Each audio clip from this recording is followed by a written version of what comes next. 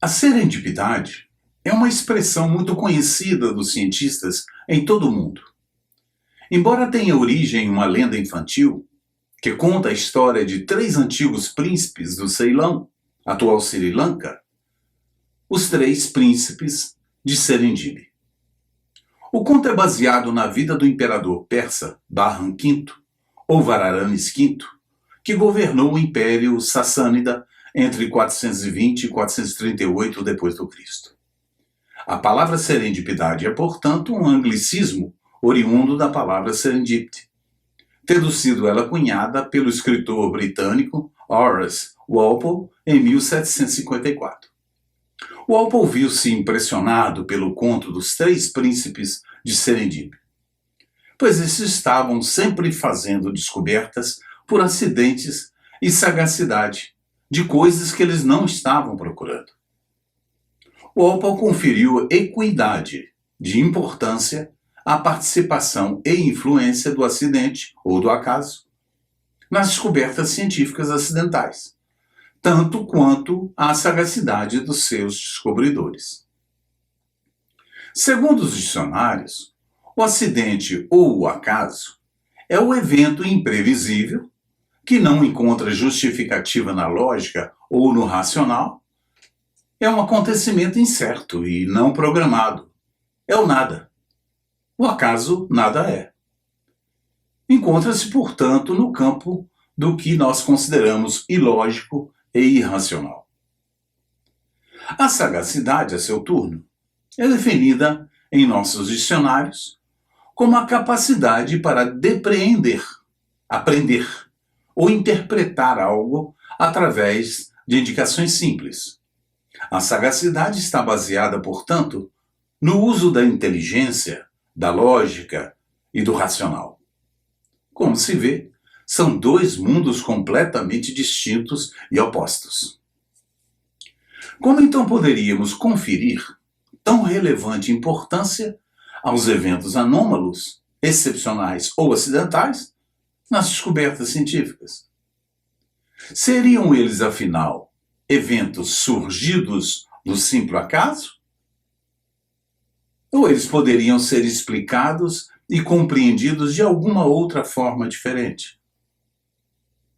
Fato é que os eventos anômalos, excepcionais ou acidentais, aqueles que não encontram abrigo na lógica ou no racional, segundo reconhecem centenas, talvez milhares de cientistas, frequentemente podem induzir, sim, a descoberta de importantes conhecimentos científicos. Esse reconhecimento é hoje bastante pacificado no meio científico. Então é natural que nos deparemos com uma questão muito importante. Afinal, devemos responder: esses fatos imprevistos têm origem numa casualidade ou numa causalidade? No livro Serendipidade, Descobertas Acidentais em Ciências, o professor Robert Royston, um professor químico e cientista americano, tentou decifrar esse mistério, a relação entre a serendipidade e as descobertas acidentais em ciências. Nessa obra, ele conseguiu demonstrar que nas descobertas ditas acidentais, os respectivos eventos chamados acidentais ou fortuitos tornaram-se descobertas graças à sagacidade das pessoas que com eles se depararam. Também explicou o que seria a sagacidade e até sugeriu como ela pode ser desenvolvida e mesmo incentivada. Arregimentou opiniões de outros respeitáveis cientistas, os quais, por sua vez, acrescentaram novos elementos a serem considerados. O professor Royston conseguiu descrever assim, com riqueza de detalhes, 36 casos de descobertas científicas onde a ocorrência e a importância do que se chamou de serendipidade mostrou-se absolutamente indiscutível. A maioria dessas descobertas foi experimentada por alguma das mais brilhantes mentes de todos os tempos, considerando-se o nível de seus legados deixados à humanidade. Dentre os casos citados, naturalmente encontra-se um dos mais extraordinários, famosos e mais lembrados casos de descobertas ditas acidentais. A descoberta das 3 leis de Newton. Os princípios fundamentais da física usados para analisar os movimentos dos corpos. Juntas, essas leis formam a base de toda a mecânica clássica, também chamada de mecânica newtoniana. Como todos sabem, tudo começou após a simples queda de uma maçã. O relato do Dr. William Sturcley, médico e amigo pessoal do inovidável físico, consta dessa obra e traz a narrativa detalhada de como ele próprio tomou conhecimento dos fatos, ouvindo diretamente do próprio Sir Isaac Newton. De seus relatos podemos facilmente identificar a presença de 3 distintos elementos: da ocorrência de um evento acidental ou inesperado, da esperteza ou sagacidade do observador, Isaac Newton, e do seu prévio e imenso preparo intelectual. Muitos outros casos de serendipidade, ocorrido nos mais diversos campos do conhecimento, foram também detalhadamente descritos pelo professor Einstein, como, por exemplo, os casos de Arquimedes, que, estando na banheira, descobriu uma maneira de calcular o volume de qualquer sólido irregular, após o que saiu nu, gritando pelas ruas: "Eureka, Eureka!". Relata o caso da descoberta das Américas por Cristóvão Colombo, da descoberta da vacina antivaríola, a descoberta do DNA, a espiral da vida, da radioatividade e a fissão nuclear, da comprovação do Big Bang e muitos outros casos. Em cada um desses casos, há claras referências à ocorrência de um evento acidental ou inesperado, da sagacidade e à necessidade de grande preparo intelectual dos respectivos investigadores. Mas o relato de serendipidade que realmente mais nos fascina e impressiona seja mesmo, talvez, o caso protagonizado pelo químico alemão professor Friedrich Kekulé, em 1865.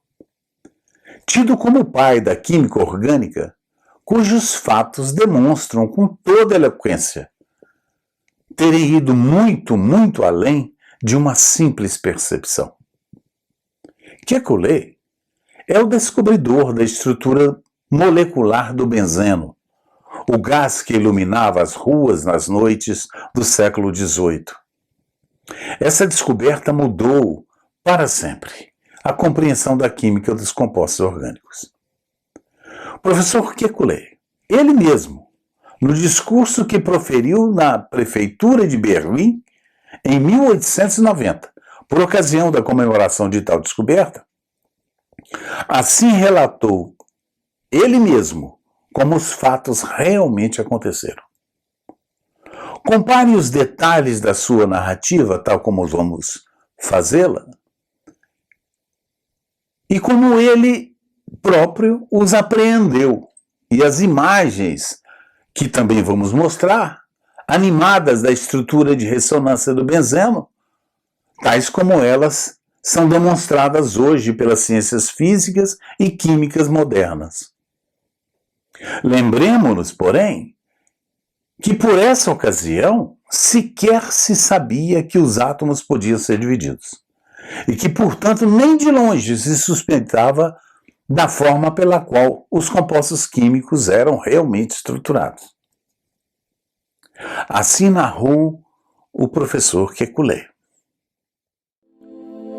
Em um agradável anoitecer de verão, estava retornando no último ônibus. Eu caí em devaneio e vejam só, os átomos estavam saltando diante dos meus olhos. Até agora, sempre que esses diminutos seres haviam aparecido para mim, sempre estavam em movimento. Mas até aquele momento, eu não fora capaz de perceber seus movimentos. Vi como os maiores formavam uma cadeia, arrastando os menores atrás de si, mas somente nos finais da cadeia. O grito do motorista "Clever Road" acordou-me do sonho, mas passei uma parte da noite colocando no papel pelo menos o esboço dessas formas de sonho. Essa foi a origem da teoria estrutural. Mas algo semelhante aconteceu com a teoria do benzeno. Eu estava sentado, escrevendo meu livro didático, virei minha cadeira para o fogo e cochilei. Novamente os átomos estavam saltando diante dos meus olhos. Meu olho mental, que se tornara mais aguçado pelas visões repetidas do mesmo tipo, podia agora distinguir estruturas maiores, em movimentos como de uma cobra. Mas veja, o que era aquilo? Uma cobra havia agarrado sua própria cauda. Acordei e então passei o resto da noite desenvolvendo as consequências da hipótese. E foi assim que Friedrich Kekulé impactou para sempre a disciplina de química orgânica e o desenvolvimento da chamada química dos compostos orgânicos aromáticos. Nenhum relato poderia ser mais convincente e indicativo do papel ou função que exerce o chamado evento acidental nas descobertas científicas, configurado no que o professor descreveu como sendo repetitivas visões oriundas de sonhos, devaneios e sonos igualmente repetidos. Essas visões, muito além de tratar-se de uma mera intuição, impressionaram-lhe de tal maneira o espírito que findaram por induzi-lo a refletir sobre novas formas e possibilidades, hipóteses e teorias que melhor se ajustassem à solução dos problemas técnicos que o afligiam. É quando então ele se dá conta, ao acordar, uma vez que já era detentor de prévio e avançado acervo de conhecimentos, da necessidade apenas de fixar suas percepções e conclusões em papel, tornando possível, assim, a plena compreensão e materialização de suas novas descobertas científicas. O professor Royston ainda trouxe relatos de outras opiniões, além das suas próprias. Lembrou o pensamento, por exemplo, do também extraordinário químico francês, professor Louis Pasteur, que deixou tão expressivas contribuições para a humanidade nos vários campos científicos em que atuou, como os da química, microbiologia, medicina, agricultura e etc. O professor Pasteur também viveu as suas próprias experiências serendípticas, conforme estão demonstrados na obra. Pasteur, entretanto, referindo-se à sagacidade de um outro químico, o dinamarquês Hans Christian Ørsted, que viveu a experiência serendíptica que o levou à descoberta do eletromagnetismo, assim se manifestou em seu discurso, proferido na Faculdade de Ciências de Lille, Douai, na França. Por acaso, diriam os senhores, talvez, mas lembrem-se que nos campos da observação o acaso não favorece senão os espíritos preparados. Com essas observações, confirma-se que, já em 1854, a crença no caso como origem, fonte ou manancial de fenômenos inexplicáveis mostrava-se bastante disseminada e consolidada no ambiente acadêmico.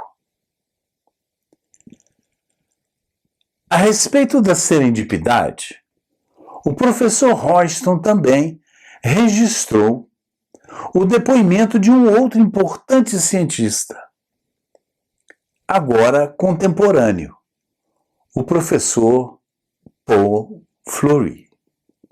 Disse o Dr. Fleury: invenções significativas não são meros acidentes. A visão errônea de que elas o são é amplamente aceita, de tal forma que a comunidade científica e técnica, infelizmente, tem feito pouco para dispersá-la. A casualidade geralmente tem a sua parte, não se pode negar. Mas uma invenção é muito mais do que prega a crença popular de ser algo que surge subitamente do nada. Profundidade e amplitude de conhecimento são pré-requisitos virtuais. E completou: a menos que a mente esteja totalmente repleta de antemão, a fagulha proverbial do gênio, se ela se manifestar, provavelmente não encontrará nada para incendiar. O professor Fleury chamou assim a atenção para o indispensável preparo intelectual dos investigadores. Mas reconheceu também, ainda que de modo um pouco contrariado, provavelmente preocupado com as consequências que podem advir do nosso apego a crenças, como ele chamou de casualidade, mas ele também testemunha o seu reconhecimento a respeito da inegável e recorrente presença dos eventos ditos acidentais nas invenções e descobertas científicas. Podemos ainda identificar nessa obra o depoimento do professor britânico Derek Richard Barton, também um dos mais extraordinários químicos contemporâneos, mas falecido em 1998, e que, por sinal, prefaciou esse mesmo livro. Talvez vocês estejam se perguntando de o porquê de citarmos tantas opiniões de químicos. É que o autor do livro, sendo químico, naturalmente teve mais chances de se entrevistar com químicos que profissionais de outras ciências. Mas também não por acaso. A química é um dos mais férteis campos científicos, onde a todo momento pode-se observar a ocorrência de inúmeros fatos e fenômenos inusitados, e que corriqueiramente levam à descoberta de novas e importantes coisas. O professor Barton não somente as viveu intensamente, como deixou vários testemunhos a respeito disso. O professor Barton, baseado em suas próprias experiências de serendipidade, deixou registrados, também nessa obra, as suas próprias reflexões, conclusões, opiniões, avisos e conselhos a respeito de nossas certezas ou incertezas científicas quanto a essa verdade. Por exemplo, referindo-se a respeito da sagacidade, que inclui, claro, o preparo intelectual e a esperteza, dirigindo-se aos jovens cientistas, aqueles parecem-nos mais fascinados com as belezas das ciências, assim advertiu o grande professor: quando somos jovens, queremos que todo conhecimento se adapte às teorias vigentes, o dogma da época. Felizmente, não é sempre dessa forma que as coisas acontecem no mundo real. Com essas palavras, objetivando induzir-nos a novas reflexões, bem além daquelas relacionadas à química que tão profundamente dominava, e que habitualmente tinha também o prazer de disseminar, parece-nos ter desejado o professor Barton prevenir-nos quanto aos males a que podem se expor muitos desses jovens cientistas, em especial aqueles que se deixam embriagar por seu grande preparo, talento intelectual, esperteza e inteligência. Segundo nossas percepções, o professor desejava, assim, alertar-nos quanto aos riscos e consequência de nos deixarmos permanecer inadvertidamente à mercê de nossas próprias vaidades pessoais. Sabia ele, pela origem humilde que detinha, que a tendência em nosso meio científico é a de sempre agirmos com muita vaidade intelectual e elevado culto à nossa personalidade. Esse comportamento, entretanto, pode nos conduzir, cientificamente falando, aos riscos de, na esteira de nossas veleidades, tornarmos as nossas mentes reféns de um raciocínio científico extremamente linear, inflexível, cristalizado ou fossilizado. Pesquisar ou prospectar novos e desconhecidos fenômenos conduzidos por um raciocínio linear, cristalizados em dogmas e conceitos já superados, pode enevoar, nublar ou distorcer a nossa capacidade de perceber as coisas e os fatos, tais como elas realmente acontecem no mundo real, impedem assim que tenhamos compreensão e domínio amplos, abrangentes e integrais das leis naturais e dos seus mecanismos que efetivamente os possam estar regendo. Do alto de sua especialidade e sabedoria, em seu depoimento no prefácio do livro, sobre o qual estamos comentando, continua o professor Barton afirmando que a maioria das descobertas na química orgânica ocorre por acidentes. Que o avanço científico não pode ser planejado, pois nós nos baseamos no conhecimento atual, não no desconhecido. E que a ciência mais interessante ainda está por ser descoberta no mundo desconhecido. E de forma muito bem-humorada, como era, aliás, de seu hábito, temperamento brincalhão, mas também muito intrigante, nos questiona ele. Mas como se vai do conhecido para o desconhecido? Ou seja, em outras palavras, em nossas palavras, partindo de conhecimentos que se encontram dentro de um espaço que consideramos absolutamente racional e lógico, como lidar com sinais que diversamente são sistematicamente qualificados como ilógicos ou irracionais, e que adicionalmente ainda são originários de um mundo que se nos apresenta como completamente desconhecido? Veja aqui que o professor Barton também foi arrebatado pelas mesmas dúvidas que todos nós. Como se vai de um mundo que é físico para um mundo que é extrafísico? Mas sem deixar de corresponder ao desafio que ele mesmo lançou, completou o grande professor sem receios e de forma muito elegante e sábia. O melhor caminho, na minha opinião, é apoiar aqueles que já o fizeram antes. As muitas descobertas, sejam por serendipidade ou por concepção, geralmente são feitas pelas mesmas pessoas. Refletindo sobre as asserções do professor Barton, sem dúvida somos levados a concluir que são realmente muito oportunos seus conselhos.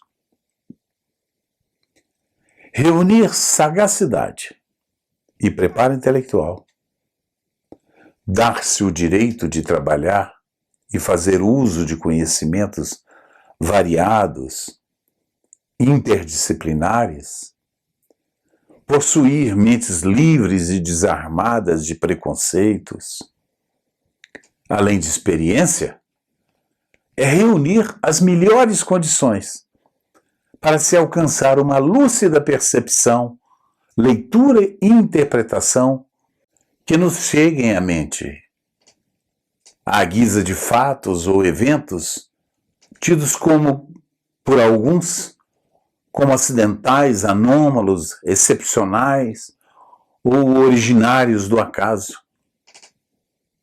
Mesmo que esses conhecimentos se encontrassem no campo do que normalmente consideraríamos como ilógicos e irracionais, ainda assim, a fim de a eles termos acesso, faz-se indispensável mudarmos de atitude e nos servirmos de outros e diferentes meios, métodos e, quiçá, de instrumentos, distintos daqueles que, no ambiente científico, temos habitualmente nos servido em nossas rotinas de estudos e análises laboratoriais.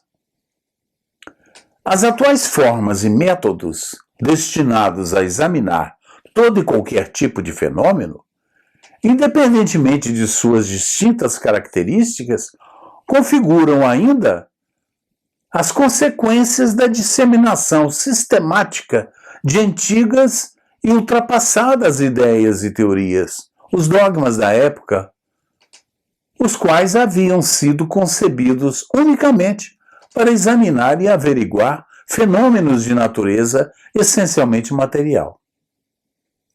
Mas existem estados particulares de nossa organização humana que ainda permanecem praticamente desconhecidos, negligenciados ou mesmo desprezados pela maioria dos homens de ciência.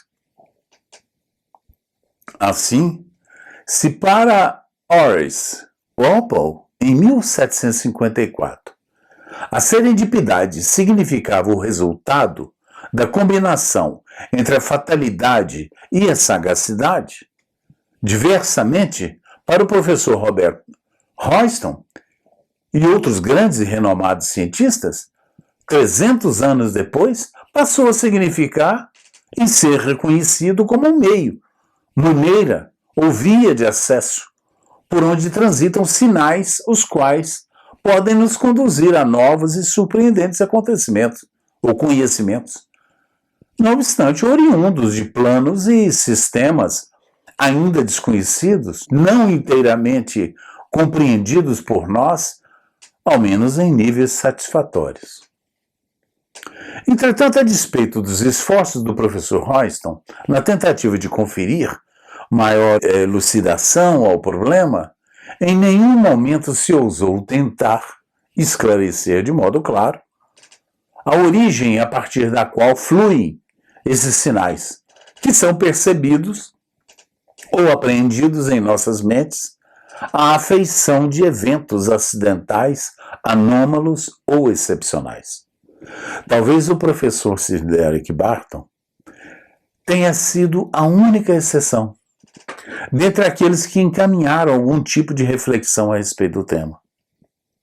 Como vimos, o professor Barton alertou-nos para a necessidade de que atentássemos para os trabalhos de outros especialistas, os quais, através de suas pesquisas, já houvessem demonstrado ter realizado prévios estudos, análises e experiências no trato de variados tipos de fenômenos, quer fossem eles serendípticos ou preconcebidos. Pois resta claro que nem todos os cientistas demonstram possuir a mesma aptidão para perceber, aprender ou interpretar o significado de tais sinais. A questão é mesmo bastante complexa, e para resolvê-la, seria preciso adquirirmos antes um profundo conhecimento da real e integral natureza do ser humano. E ainda, na sequência, o professor Derek Barton também nos advertiu quanto aos riscos de embotarmos os nossos raciocínios na análise de coisas menores, uma vez que não é incomum no meio científico nos deixarmos levar por nossas vaidades pessoais, tornando-nos com muita frequência reféns de falsos e antigos dogmas e paradigmas. Estimulados assim pelas recomendações do professor Barton, vamos identificar na literatura especializada, já no primeiro quarto do século XX, as pesquisas, estudos e conclusões de um outro e também extraordinário sábio, reconhecido cientista, psiquiatra e psicoterapeuta suíço, os quais têm sido muito pouco considerados pelos demais áreas de ciências, especialmente aquelas das ciências naturais, e que mostram ser também altamente pertinentes para a nossa presente temática, uma vez que guardam estreita relação com o que até aqui temos compreendido como tratar-se de serendipidade. Referimos-nos às importantes contribuições científicas legadas pelo professor Carl Gustav Jung. É preciso dizer, primeiramente, que os maiores especialistas desses setores são unânimes em reconhecer que Carl Gustav Jung deixou, como poucos outros homens de ciência, inéditos e riquíssimos conhecimentos para a análise e entendimento dos processos mais profundos da natureza humana, abrindo imensas perspectivas para a compreensão dos mecanismos fisiológicos que nos governam, como também do que ele mesmo chamava de a alma humana.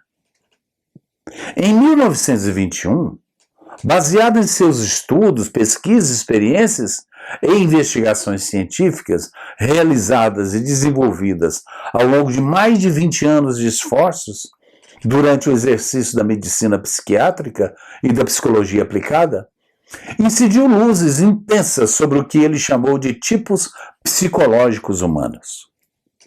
Desses estudos, resultou a identificação ou a revelação de 2 pares de funções que, segundo ele, comandam a nossa psique e das quais se serve a nossa consciência para orientar-se e realizar o reconhecimento do mundo que nos cerca. A intuição e a sensação, ao lado do pensamento e do sentimento, e sobre cujas importâncias já nos referimos previamente. Segundo o professor Jung, as funções psíquicas em cada par mostram-se opostas entre si. As funções do primeiro par, sensação e intuição, são consideradas irracionais e ilógicas, uma vez que as informações que por elas transitam são acessadas, percebidas ou apreendidas diretamente, sem a mediação de um julgamento ou avaliação prévios. As 2 outras funções que compõem o segundo par, o pensamento e o sentimento, as quais também agem de maneira oposta entre si, atuam, portanto, dentro da lógica e da racionalidade. Elas têm caráter judicativo e mostram ser fortemente influenciadas pela reflexão. Ensina-nos o professor Jung que diariamente nós fazemos uso de todos esses 4 processos, porém apenas um deles finda por se tornar predominante em relação aos demais, em virtude do seu maior ou menor uso. Ou seja, pelo seu maior ou menor exercício ou desenvolvimento, a função que mais utilizamos é que acabará por se transformar na função preferida ou prevalente em relação aos demais. A sensação é, assim, a função dos sentidos. Por ela transitam as informações, sinais ou percepções do mundo que chegam ou que cheguem até nós através dos sentidos sensoriais. E a apreensão desses sinais se dá por meio dos fatos, de modo prático e realista, mantendo enfoque no real e no concreto. Já os sinais ou percepções que escoam pelas vias da intuição, por sua vez, nos chegam por meio do inconsciente, segundo Carl Jung. Os sinais que transitam por esta via são acessados ou apreendidos através dos palpites, sonhos, pressentimentos e inspirações. Como esperado, a função pensamento é influenciada pela reflexão. Faz a conexão lógica e conceitual entre os fatos percebidos e responde pelas conclusões e está sempre voltada para a razão, orienta-se pelas leis aplicáveis a cada situação. O sentimento, que também é uma função influenciada pela reflexão, de igual modo responde pelas conclusões e também estabelece julgamentos, mas sob uma lógica diferente, a lógica do coração. Assim, se no entendimento de Carl Jung cabe ao pensamento e ao sentimento a função de disponibilizar-nos informações pelas vias da razão e da lógica, as funções sensação, que se manifesta através dos nossos sentidos, e intuição, que por sua vez se manifesta através dos nossos pressentimentos, palpites, inspirações e sonhos, cabe fornecer-nos as senhas de acesso a esse chamado mundo desconhecido, no dizer de professor Derek Barton. Veja então que Carl Jung confirmou, através de suas descobertas, que realmente nem todos os seres humanos estão igualmente aptos a fazer uso, digamos, mais aprimorado dessas funções. Alguns desenvolvem mais, por exemplo, a intuição.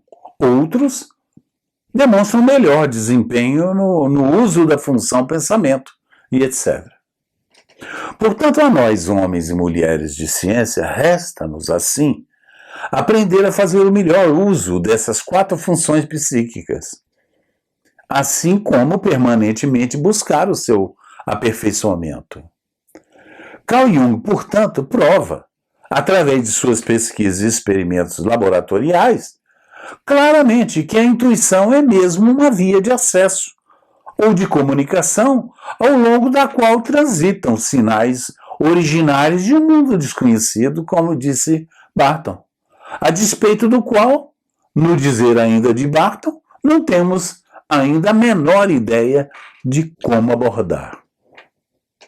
Assim, é preciso realmente que nos distanciemos de todas e quaisquer antigas teorias, ideias e dogmas que demonstrem o poder de engessar, cristalizar ou fossilizar a nossa maneira de ser, de pensar e de agir cientificamente. E como, aliás, nos sugeriu ainda uma vez o professor Barton, devemos aprender a transitar entre esses mundos distintos. O mundo físico da matéria ponderável, apenas sensível ao nosso tato e instrumentos, e aquele mundo extrafísico e imaterial de onde partem esses sinais que escapam quase que integralmente, por ora, às nossas atuais percepções, lógica e racionalidade. Não obstante, ser a intuição uma de suas vias de acesso, conforme ensinou-nos Carl Gustav Jung. Em resumo, a serendipidade de Horace Walpole evoluiu de 754 no tempo para ser compreendida hoje como a função psíquica que Carl Jung, em 1921, justificou como sendo a intuição. Agora podemos então admitir, sob bases bastante seguras, porque apoiadas em conclusões indiscutivelmente sólidas e científicas, que eventos acidentais, fortuitos, anômalos ou excepcionais não são nem acidentais, nem fortuitos, nem anômalos e nem excepcionais. Muito menos ainda frutos do acaso. Vemos também que mesmo um extraordinário desenvolvimento da função pensamento, ou seja, uma avantajada preparação intelectual ou técnica científica prévia, não é suficiente ou bastante para acessarmos tais fenômenos. As demais funções, sentimento, sensação e intuição, em especial, precisam ser sistematicamente treinadas.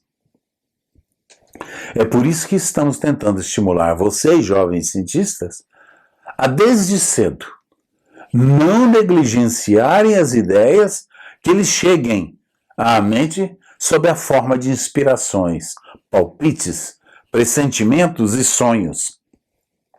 E especialmente se distanciem do mundo e das ideias que se resumem a apenas o que o nosso tato pode perceber. Claro, não nos é possível ainda fazer experiências e medições diretas sobre tais fenômenos e suas origens, uma vez que eles, por sua própria natureza, escapam a todo e qualquer dos instrumentos de medida existentes, por mais perfeitos e sensíveis que eles possam ser atualmente.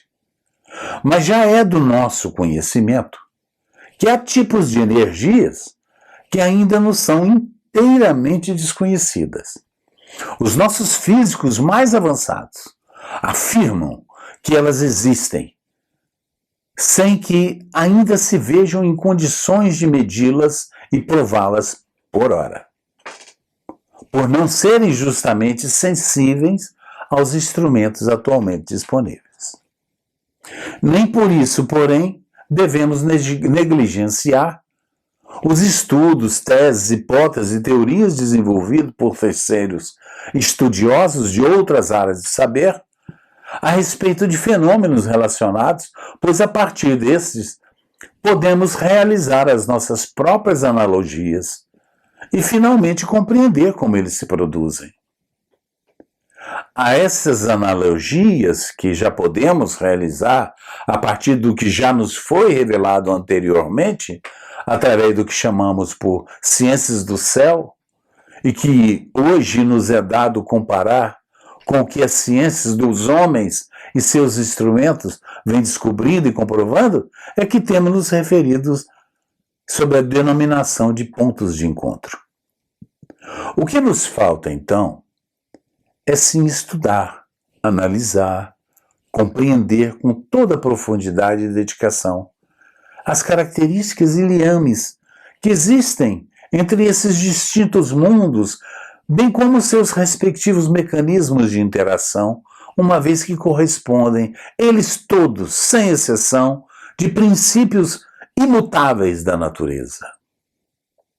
Através de tais analogias e analisando os fatos e hipóteses deduzidos das modernas concepções científicas, oriundo das mais variadas áreas de ciência, podemos encontrar explicações com base na lógica e na razão para essa nova ordem de fatos que de há muito têm sido ignorados e lançados no imaginário popular à conta de fatos acidentais e inexplicáveis, perpetrados pelo acaso, e que, aliás, por essa mesma razão, tem afastado os cientistas sérios de estudar um campo totalmente inexplorado, porém fecundo de novas e maravilhosas descobertas a abranger todos os domínios do conhecimento.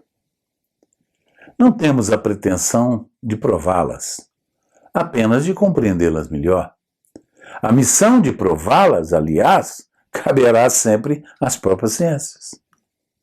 É preciso agora, quando a existência da força psíquica tornou-se incontestável, medir sua ação sobre o homem e como ela o influencia à distância. A real natureza do universo está assentada em base das mais rigorosa lógica. É preciso continuar assim a estudar e aplicar as suas leis físicas simetricamente, onde couberem. Só deste modo é que conseguiremos tornar nossas conclusões e experiências irrefutáveis diante de todos os homens e também perante todas as ciências. Mas isso não será fácil.